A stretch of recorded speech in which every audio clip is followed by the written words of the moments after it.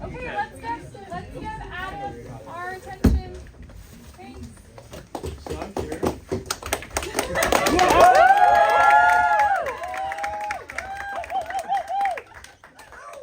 I'm here to tell you guys about an issue that exists in the outdoors that is really not talked about a lot. And it's people like me, Latinos, in the outdoors. So first, does anyone know who this is?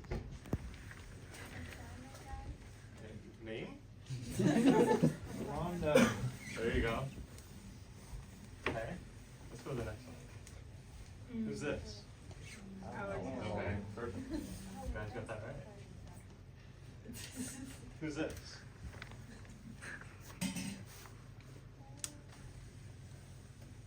$8,000-meter peak. Climbs a lot of them. Another climber. It's Carlos Carsolio. And who's this? Brett Harrington. There we go. Brett Harrington. The question is, why? Why are we able to recognize people who may not necessarily look sort of like me? And I'll kind of give a story as to why I think that is. So beginning, we'll start off with my childhood. I grew up in Colorado. I was not part of a very outdoorsy family. We didn't go hiking, we didn't go biking. The most we would do is go to the swimming pool and maybe go on a walk around our neighborhood. And when we did get the chance to leave our city, there was very little money to actually spend. So we wouldn't go very far, and we wouldn't do a lot of things. And so, in a way, I felt very secluded from sports, because I didn't grow up doing sports at all, because there was a lot of cost barriers to get into those. You have to pay a lot of money to get into these sports. And so, as time progressed, I eventually started going to these areas around my hometown. This is Garden of the Gods, which is in Colorado Springs. I remember going there when I was around 11 or 12. And I was walking around with my mom and dad, and I would see people climbing these features here. And I was like, oh, that's so cool. I was like, I had no idea how they were doing it. I just knew they had a rope in between them, and I was like, I don't know how they're doing that, but that's so sick. And after seeing that, I would start to like look at things that had climbing in them. And movies such as Everest came out and K2, and I would watch those and I would be like, these people are doing super cool things. But the one thing I always noticed is that I never saw people that looked like me doing those things. But I didn't feel like that was something that was going to stop me, and so I would try to go out and explore as much as I could. And so I started getting involved in these hikes around the state. I went on my first 14er in high school. I think it was a junior. And when I did that, I thought it was the coolest thing I've ever done before. I got to the summit and I passed out immediately. And I woke up 20 minutes later, and my hiking buddies were like, "Are you okay?" And I'm like, "Yeah, I'm fine."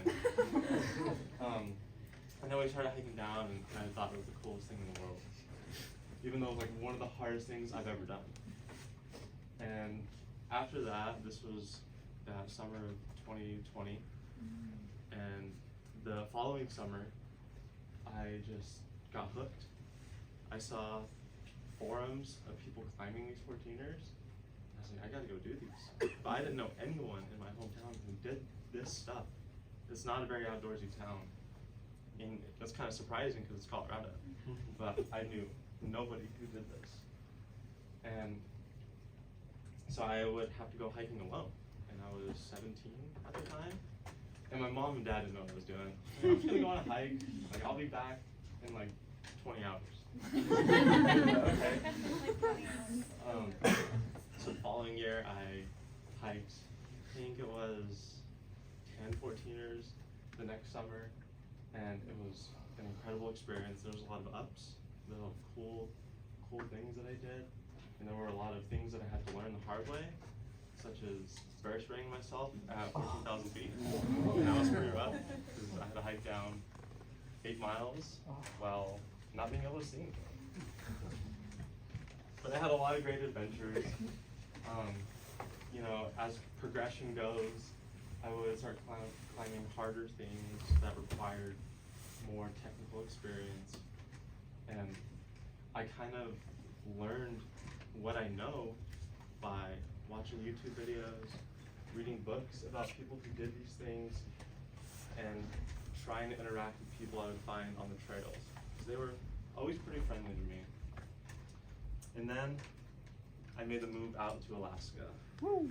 It was a very nervous time for me. I'd never been to Alaska. I chose UAS on decision day for college, and I thought I would regret it. But once I flew in, I thought it was one of the most beautiful places I had ever seen. But I was still really nervous. And when I was signing up for classes, I saw we had outdoor skills classes. I was like, maybe if I get involved in those, I can have the opportunity to do more things that I love to do. And it worked out. I had an amazing year. There was so many opportunities. I learned how to ski, which is one of them, so that was super cool. Never skied before.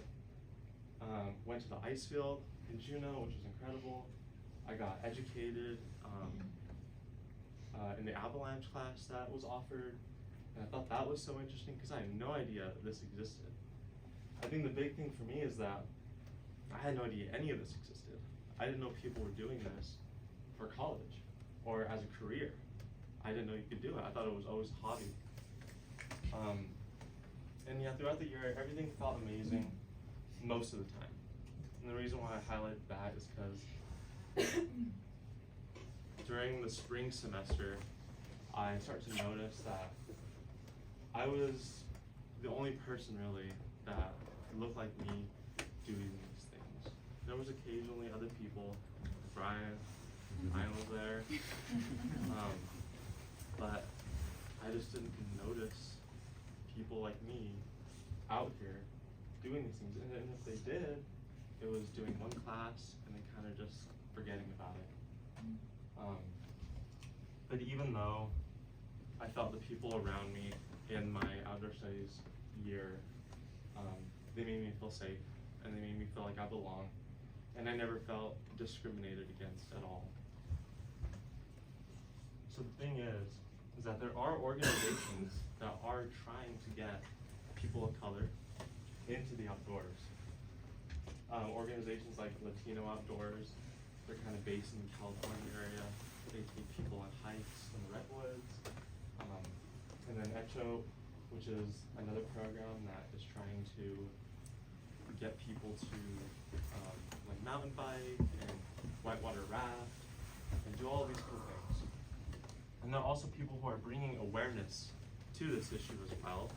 It's not a large amount of awareness, but they're doing something to try. These movies right here, I don't know if you guys should take a picture and watch these. They're incredibly good, and they describe people who have kind of grown up in this world of not being able to always have the opportunity to go out and do these things. And mostly the reason is, especially in Latino culture, there's a lot of tradition and culture that is not something that you can easily cross paths with in the outdoor world. It's a very, you gotta go to work, you gotta provide for your family, and doing these outdoor recreation that I love to do is not always the way to be able to do that. You usually don't have a lot of money. But even though that these organizations are doing these things, it's definitely not enough at all. And I think the biggest issue right now is that we're getting Latinos into the outdoors, but that's kind of where it ends. I checked every avalanche center in the United States and looked at their staff forecasters. I didn't find a single colored person working in any of the avalanche centers. And then for ice climbing and rock climbing guiding, the organizations I looked at, there's very little. And the ones who were people that are based in a Latino country. And I feel like this is a major issue because I feel like they don't know that you can take it further than just a hobby. I think there's a lot of people just like me who want to make this into a career. I love avalanche education. That's definitely what I want to get into the most. And I just like nobody knows that you can do that. Latinos don't know they can do that. I call my dad, and he's from Mexico, and he doesn't speak very good English.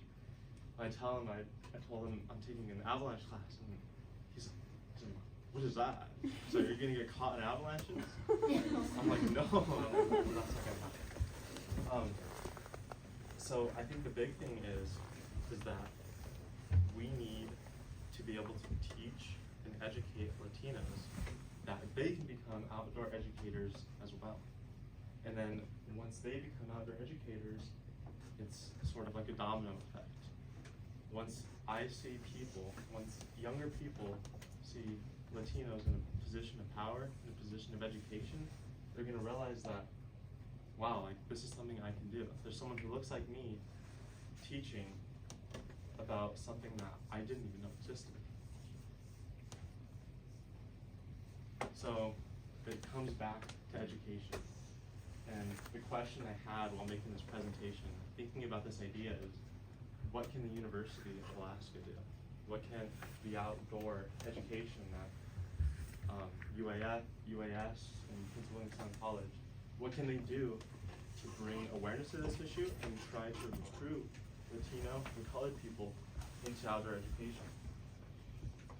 And so, since I honestly couldn't think of a big answer, I couldn't think of an answer, because I think there's just so much to it, and I think it's a community decision, and that's why I want you guys to take 2 minutes, or a couple minutes, turn to people next to you, and discuss what do you think the University of Alaska could do to bring awareness to this issue, and then to keep colored and Latino people in these programs, and eventually recruit them into positions of teaching, which then will increase the volume of Latinos in the outdoors. So if you guys want to take those couple minutes and kind of just discuss, what do you think the university Okay, so I think more scholarships, because there's like scholarships and like the ones that I have looked at, it's like very little money compared to marketers. And just like kind of my main struggle right now is that like money. And like I really want to continue to finish my education because money is the biggest thing. So I honestly think scholarships are there. That's what the PhD is called to keep going and like actually I'm like not just like cool, but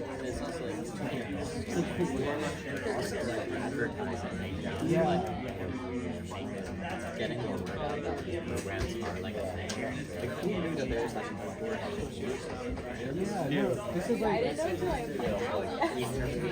no, it's like when I applied for the outdoor studies program, I'm like, I'm having the time of my life, and just like I have a very like I'm like honestly very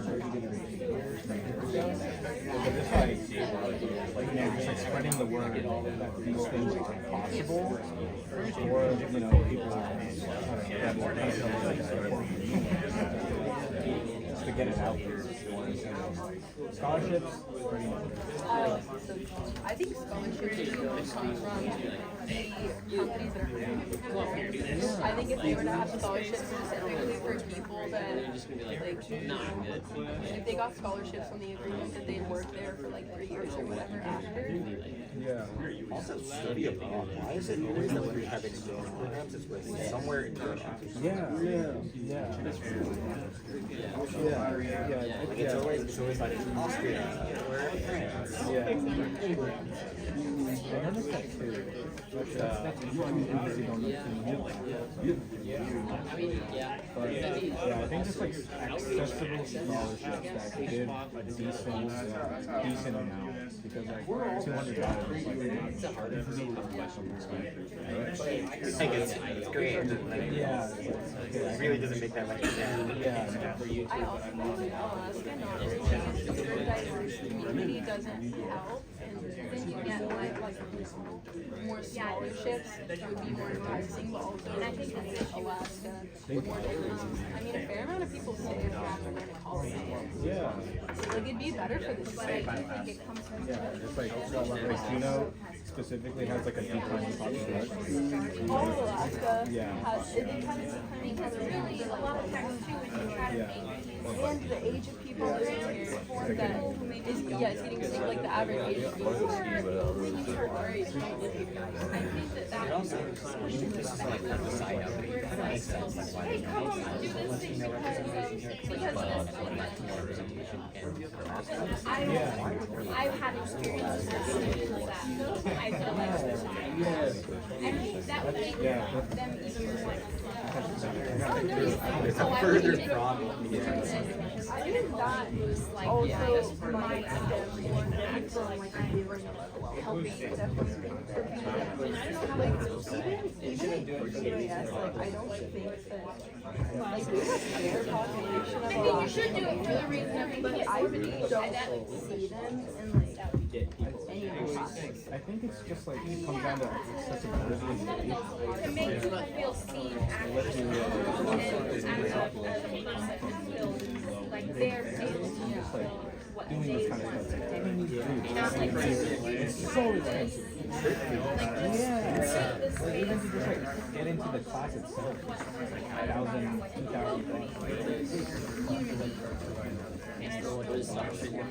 Yeah, just like good gear. UAS is, I think it's their best time to provide though. UAS is like, And I think It's just like, that also kind of comes down to like our school getting the proper funding. we're not that even though we want like are we allowed to say that? I think if you don't have the representation, it's really hard. I'll give you guys 10 more seconds. How much of it is maybe the Latino kids? There's not really much time. I know Scholarships. Let me text my buddy and see what he has like the absolute text. Okay. I know I did that this is an extremely loaded question, and there is so many ways you can answer this, and there is a ton of things that need to be done, but I want to go ahead and hear what you guys think that the university can do about this problem. I think that, like, obviously the biggest thing that the university could do would be providing more scholarships, and specifically, like, larger scholarships, especially since, historically, our Latino population is, lower income. If they were to offer larger scholarships, but also I'd like to see the, companies that are hiring these people to get more involved in that scholarship process. I don't know specifically about the outdoor industry, but I know a lot of other industries do have scholarships that they offer, especially for people that are wanting to go and work in their company. And so I think that would be a really good way that it could be kind of a symbiotic relationship where they would get these super experienced people and they'd also be able to increase their diversity while helping out the Latino community. Anyone else? Similar to like Denali and like how the natives, had their first descent, and definitely were all over the area way before Captain Cook and any of the white men that came to Alaska and discovered first descents of Denali.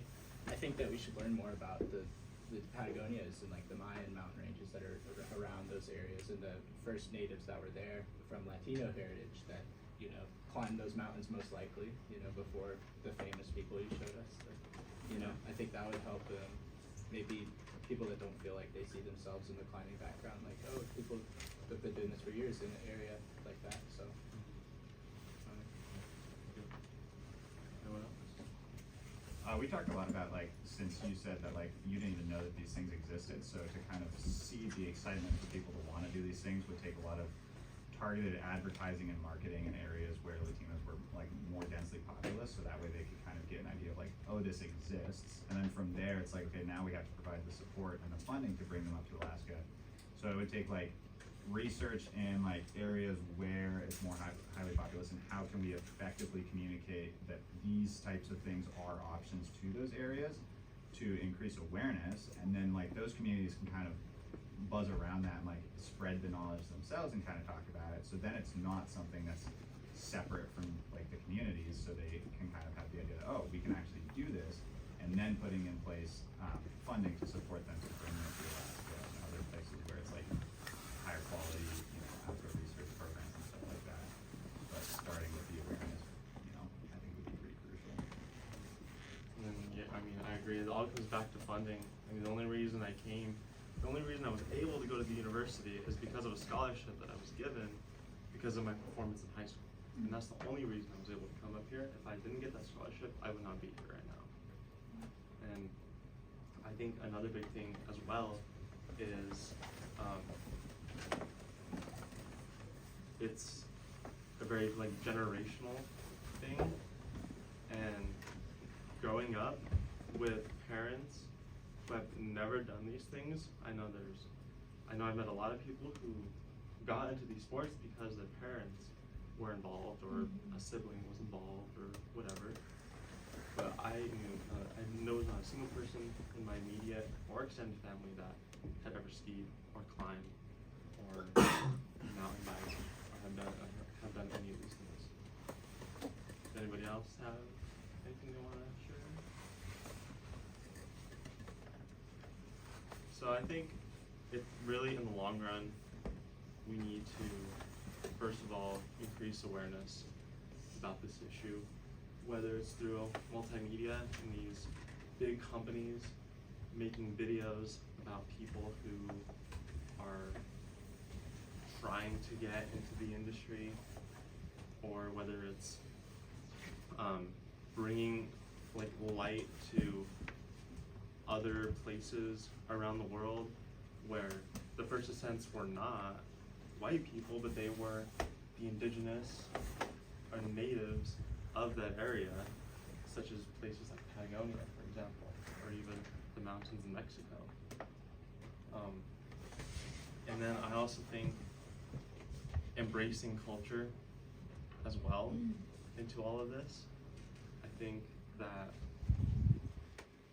things can be really brightened up when different cultures are involved in the outdoors, whether it's listening to music, for example, or talking about how they grew up. I mean, everyone grew up in such a different way that when you intermingle with other people, it's an incredible way to get to know someone, and then you can always, if you're someone who's experienced in skiing, you can go ahead and bring that person in once you get to, like, really, really know a person, because you want to go into the backcountry with people you trust. And I think the best way to get to really know someone is to really know them, like culture and traditions, where they're from, who they grew up. It's not just about their skill set, it's about who they are as a person. And I think that's such a crucial thing that maybe we all don't necessarily think about when we're in the outdoors with our people. Yeah, I feel like, and I'm very grateful to be here, to have this opportunity, and I feel like if there were more Latino people who are present, we'd be really proud that this issue is being brought to light. I told my dad that I was doing this, and he started crying on the phone, and he thought it was a great thing because he just feels like, because he's been discriminated against his whole life, and I've felt that sometimes as well when I've been with him, and I just think now is the time of change. This is when our generation, the future leaders, can make this change and bring a greater experience to colored and Latino people. And yeah, that's it.